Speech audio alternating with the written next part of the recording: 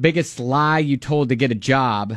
So there was an employment recruiter who posts advice on TikTok. Anyways, she shared 3 things to lie about during a job interview. Number one, if you were leaving your job because you really dislike it, because you don't get along with your boss or your colleagues, you're going to lie about this. Please do not tell them that your boss doesn't like you. Don't tell them that everyone's really hard to work with. All they're going to hear when you say that is that you are difficult. Instead, you're going to say something like, things are going great, but I want to take on bigger challenges. Okay, so that's good advice. I understand that. Yeah, I completely understand that. A way to just kind of just restructure the way you are telling your prospective employer why you're looking leaving for a new job. Yeah, exactly. Mm-hmm. The second thing that you're going to lie about is why you want the job. 100% of people who want a job want it for the money and benefits. Instead, you are going to tell them why you're passionate about the company's mission, why this job is your life's work, and you are just such a good fit for the culture at this company. All right, well, that makes sense. Really good. Oh, that's good. She's really good. Yeah. She's good at what she does. Yeah, but, I mean, you got to think some hiring managers are hearing this going, yeah, we're going to see through your Heard lies. that one before, right?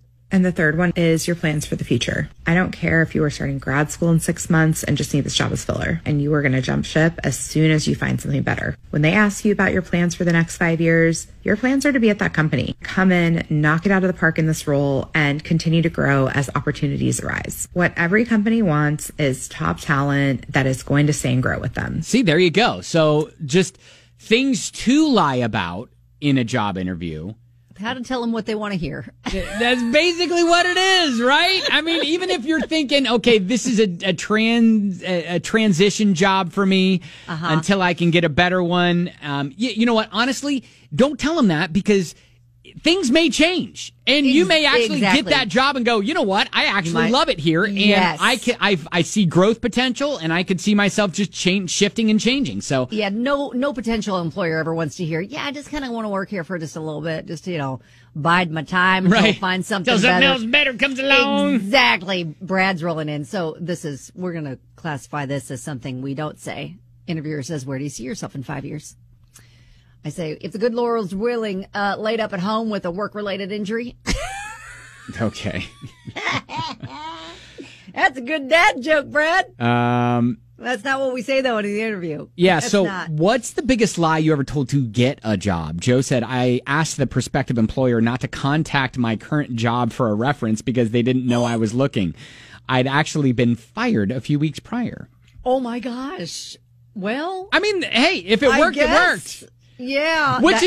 That's kind of believable, though. You'd be like, oh, yeah, no, I get it. It's kind of funny because we got another message from a listener who was like, I'm actually a hiring manager, and I once checked someone's references to learn not one of them checked out and that no one had ever heard of him. When I called him up to ask and told him that he was no longer eligible for the position and canceled his interview, he asked why, and I told him none of his references checked out. Without hesitation, he said, I didn't think you'd ask, or I didn't think you'd check. I thought that was I just put some names and you weren't actually going to call people. Oh, my gosh. Shane said, when I was younger going to college, I lied that I had already finished college to get the job. Eventually, dropped out of college, and they found out a few years later after I was employed, doing a great job, and was going up for a promotion. They told me, you got to finish school if you wanted to move up in the company. Oh, dang it. Shoot. Oh, dang. That is not good. Alexis said, made a completely fake resume to get a job at a coffee shop. Nothing on it was true but my name and phone number. Oh, wow. Put down that I had years of experience serving coffee, working at restaurants, when in fact I'd just been laid off from my corporate job, didn't want to be overlooked for being overqualified. Got hired that day for my interview. Well, look at that. There you go. All right, Alexis. You know what? There is something to be said about like employers going, you know what? You're too qualified. Right. You don't want this. Like, don't tell me what I do and don't want. Exactly. Oh, wow. Dan said, I didn't, but I know someone who I went to school with. We went to a top 50 undergraduate program and he failed out.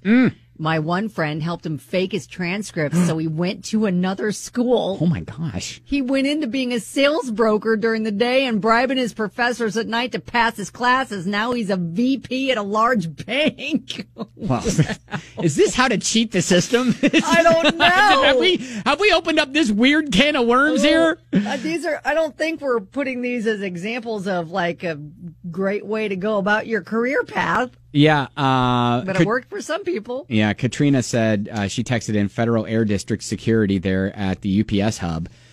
Told them I had ramp certifications and experience from another airport in another state. Got hired, played it off well, held the job for 2 years before moving on to another one. Wow.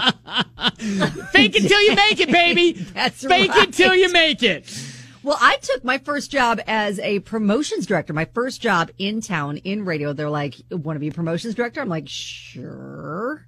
Never had zero experience doing them. Fresh out of college. Yeah, right. I've been on the air like for a year. Yeah, no Sure, idea. I can be promotions director. And I got on the fly. name and the number of the person I was replacing, and I called her incessantly and Yep. just kind of learned on the job. Yep. Sometimes you got to do that. And then, Yep. biggest lie you told to get the job. We'll finish it up with this from Gabe. A close friend of mine messed up in school. Wasted years smoking weed, playing guitar, thinking he was going to be a rock star. Uh-huh. After being unemployed for so long, he was seen as unemployable when he Right. actually tried to sort himself out. Uh-oh. So his brother and I concocted an entire resume for him. Got a couple of cheap phones we could answer pretending to be his references. No! We fabricated warehouse-type jobs with large national companies that went under during the Great Recession. And after we did wow. this, employers started responding to him, and he got a minimum wage job within a week. He stuck at it, worked his way up, and now is a functional adult with a wife and kids. Look at that. Wow, look at that. Gabe and his bros for the win, being the fake references. If that's not the American dream, I don't know what is. Listen, and let this be, I think this is the one takeaway, right? Is that, yes, they're going to call references. So if you're putting names down, at least get a Gabe, get some friends. Yeah. And some burner phones so that they will answer and say nice things about you. There you go. All right, There you go. good stories there here on 99.7 DJX.